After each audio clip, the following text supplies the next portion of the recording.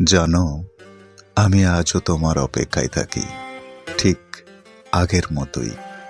হয়তো এখন আর তোমার সাথে প্রতিদিন কথা হয় না, হয়তো তুমি আগের মতো আমায় খোঁজো না, তবুও দিনের শেষে আমার মনটা শুধু তোমাকেই খোঁজে।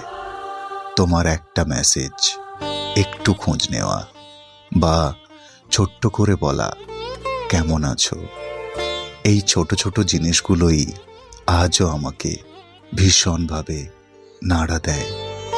তুমি হয়তো জানো না, কাউকে ভীষণ ভালোবাসলে তার জন্যে অপেক্ষা করাটাও ভালোবাসার একটা অংশ হয়ে যায়। তাই তো আজও অপেক্ষা করি। হয়তো একদিন তুমি ফিরে আসবে, এসে বলবে আমি এখনো তোমারই আছি।